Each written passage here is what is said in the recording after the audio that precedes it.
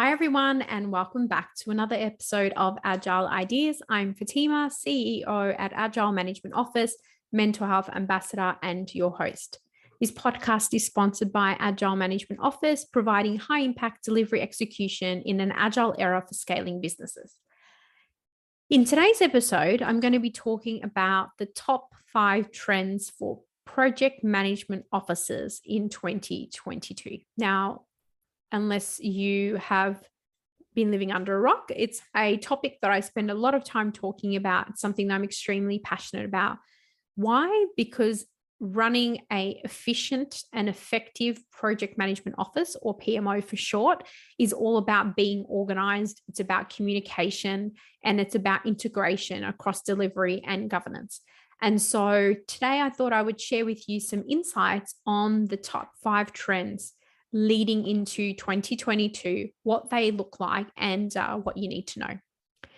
So thinking about, the end of 2021, started to reflect on what was and some of the themes that we saw in 2021. You can read more about what we predicted in 2021 on our blog, on our website. But for the focus for now, let's talk about what those are for 2022.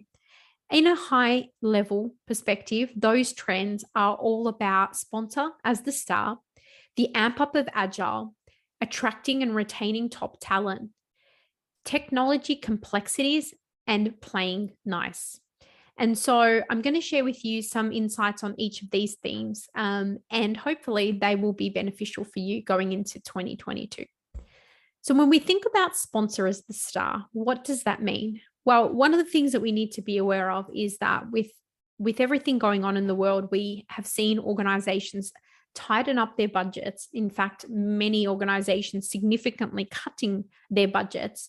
I've definitely seen it firsthand with organizations tightening up the purse strings across a number of sectors, across all sectors for that matter.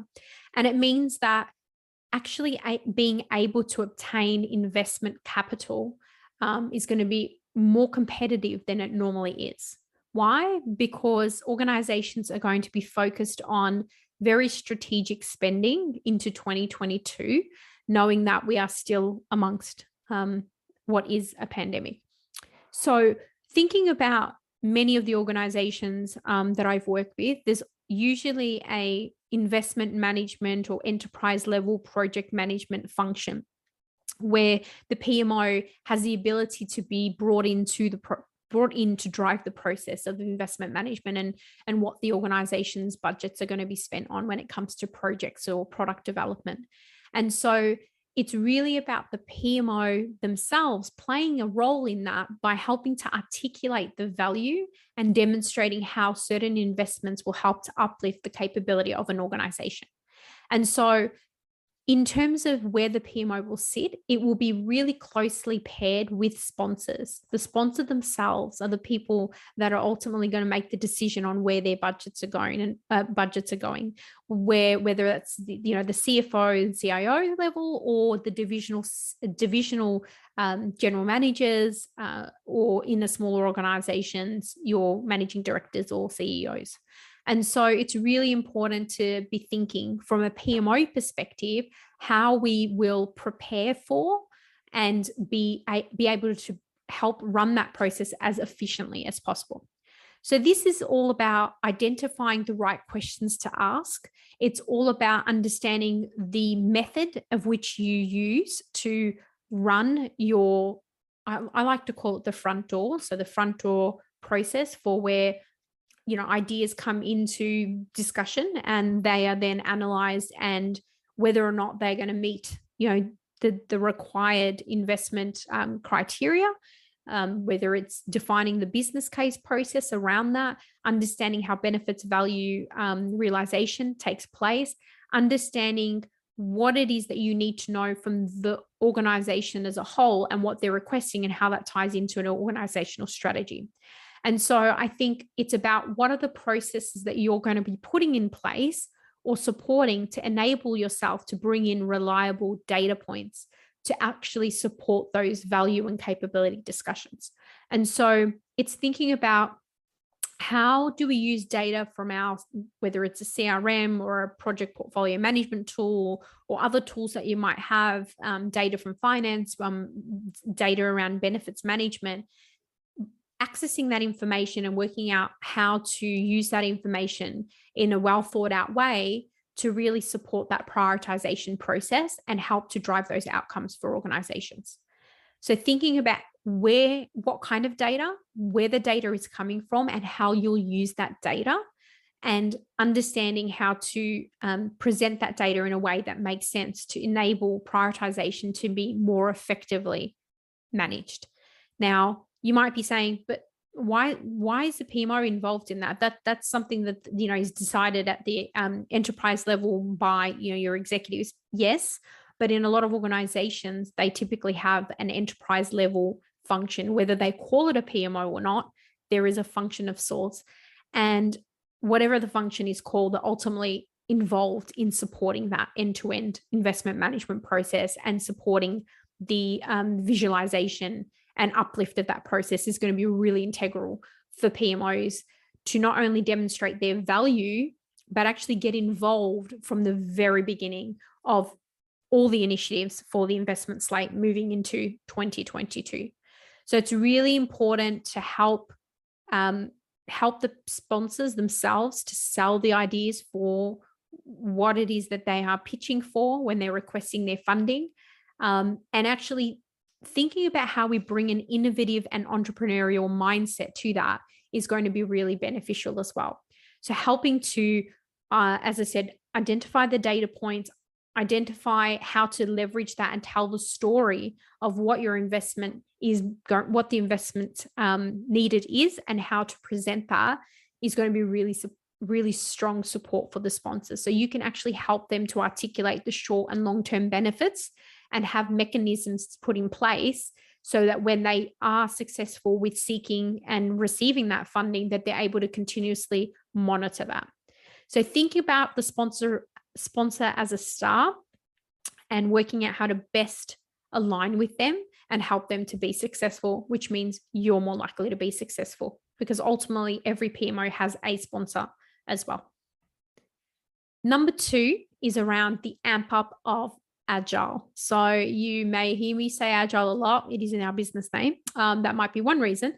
But really, Agile is continuing to grow in popularity. And so many organizations, more this year than ever before, I think, are now starting or continuing their maturity journey into Agile.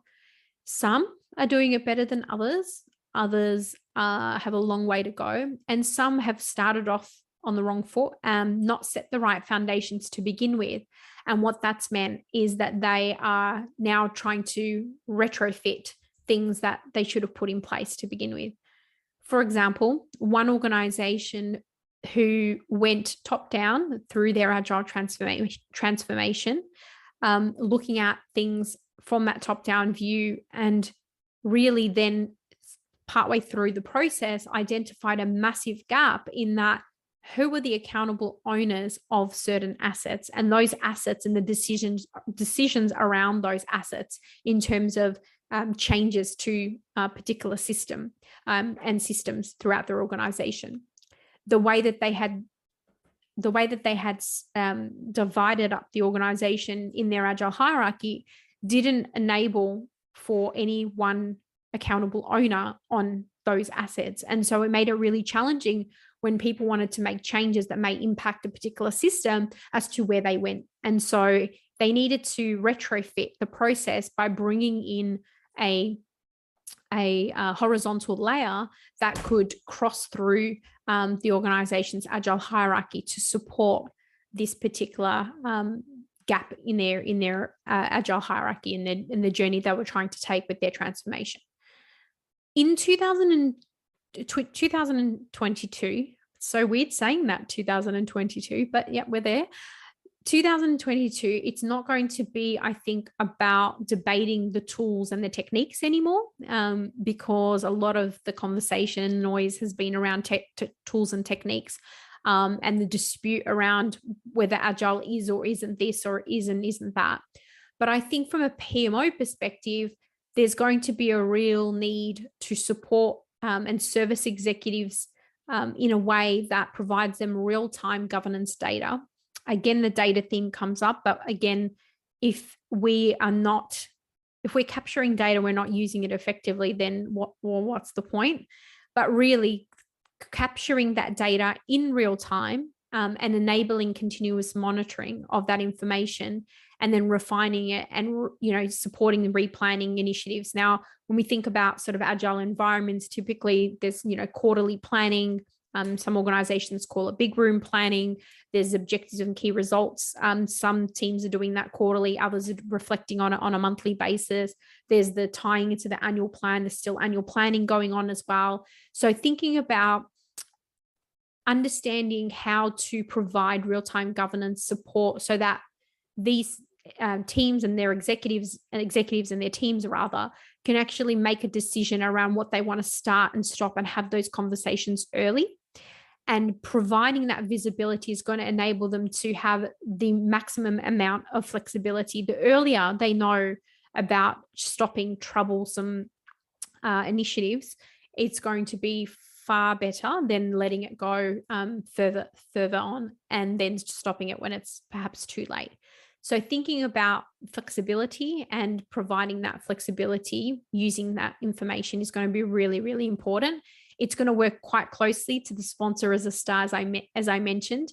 And one of the other things that's going to be really important when it comes to Agile is how to best manage the workforce. So that is your resources that may be working across multiple initiatives, across multiple teams, across multiple areas concurrently, and how we pivot against each other to enable the sponsor to make prioritization calls.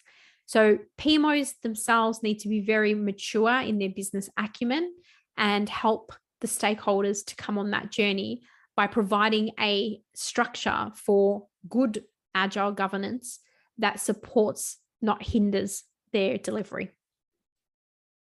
Number 3, thinking about attracting and retaining top talent. So this isn't anything new in terms of the importance of managing your talent pool and I think a PMO should be very much involved in that. I'm not saying that they should be doing the recruitment or the interviewing necessarily, but there is such a shortage, I think, in terms of staff and the right staff, that it's becoming absolutely pivotal to attract and retain top talent. So you'll notice that I've said attract and retain, not just attracting the talent, but then retaining them once they're on board. And so there's going to be a far more greater discussion around how, in a thoughtful way, we explore what it is to help people perform well, but also help them to feel and be engaged enough that they want to stay long term. These days, with the increase in changing the way we're working and moving to an agile environment, some organizations have flipped over and tipped it on its head, the way that they do, the way that they set up their teams. And so a lot of typical management roles have disappeared. They've flattened the structures a lot more. And so in a lot of organizations, role titles sort of go out the window. And so it's becoming a lot more challenging to make sure that you clearly help those teams that you work with to understand where they sit and what their remit is, but also to help support them in terms of what is the growth trajectory for them, whether it's a vertical move, a horizontal move, etc. So I think the PMO can play a really pivotal role in assisting recruitment panels to help them understand the cultural fit for new joiners, and also support them with centrally managing the recruitment within the programs or the portfolios themselves, and doing that in a way that speeds up the experience and improves the experience for new joiners, because nobody likes a long-winded, drawn-out recruitment process that takes weeks and weeks and weeks to bring someone on board.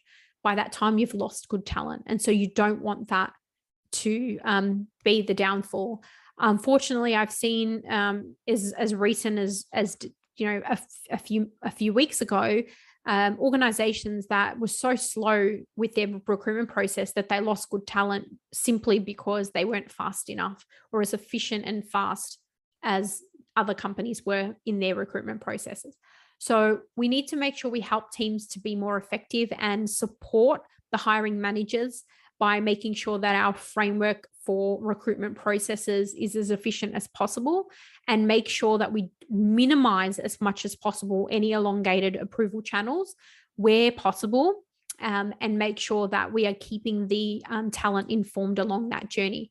So really, it's about being able to really make a difference in this space. And it's a big part of why AMO people were set up, just to mention, because we're seeing some of those challenges in organizations and think that could be done better. And so we're trying to do that at the moment in that space. And then thinking about number 4 is all about tech complexity. So you're probably looking at me going, or thinking or hearing me saying that, I'm going, tech complexity, that's nothing new. That's, been around. Tech complexity is always going to be there. It's not a 2022 theme. But what I mean here is it's time for PMOs to shake up everything that they know when it comes to technology and start to get involved and learn more about certain things like artificial intelligence and machine learning and robotics and all of those sorts of things, because the teams around us that we work with, all these projects, they're doing a lot more of that. And so we need to make sure that we are staying abreast of what constitutes the technology landscape, what digital solutions are out there, what is it that is in development that we could benefit from and we could leverage, whether it's Power BI reporting, whether it's using particular PPM tools, whether it's identifying ways to do things more efficiently with plugins for Microsoft Teams, etc. There's a lot of things that we need to question here. I'm not suggesting we go and start automating everything we do. My constant advice for PMOs around the world is always to have clarity of awareness of what it is you're working for and repeatability before you start to automate things. But I think PMOs are going to be expected to engage and respond and be involved in the evaluation of new tools into the organization. And one of the places PMOs can play a really strong role is in the introduction of project portfolio management, or PPM tools. And so I think this is a really, really big opportunity for PMOs to get involved in the discovery and uplift of capability when it comes to technology, and how we can leverage technology in a way that's going to be best for the teams that we support. And so taking a note and paying attention to that. Why not spend more time with your technology counterparts and learn from them around what they're doing and see how that could potentially apply to the PMO. And last but not least, play nice. So this is a theme that is going to continue to evolve and develop, but it is going to gain more and more traction. And it's all about personal development. So here we are encouraging the PMO community to engage in some self-reflection and look at the behavioral attributes that are necessary for your PMO and your environment that you're in, the culture within the organization, and the holistic context of your role. Thinking about your pathways, refreshing and upskilling in areas, whether you're building high-performing teams, thinking about conflict resolution, thinking about impact building, motivation, presentation skills, change management. All of those sorts of things are going to be really important to help you on your journey into a more efficient and effective PMO that integrates delivery and governance and aligns that to strategy.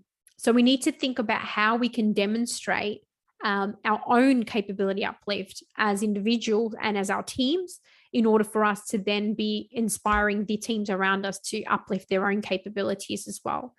We have a commitment to our organizations and our community to continuously reflect and uplift those skills to be the best that we can be, and keep up with what is going on around you, whether it's in your organization or elsewhere, and take that as insights into your own PMOs. I like to reflect on it and say it's all about proven practice. I say that because it needs to be something that has been that you can apply yourself and see the results, rather than just relying on something called best practice, which may not actually be best for your organization. Rather, go for something that's proven to work for you. And the only way to know that is by experimenting and trying new things.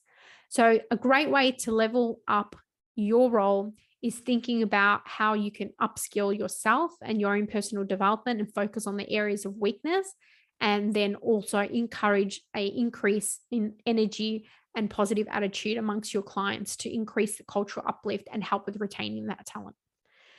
So there you have it. They are the top 5 PMO trends for 2022. I hope that this content today has helped you being inspired or informed in some way, and that it has left you with something for you to resonate about and perhaps be a springboard for you in 2022.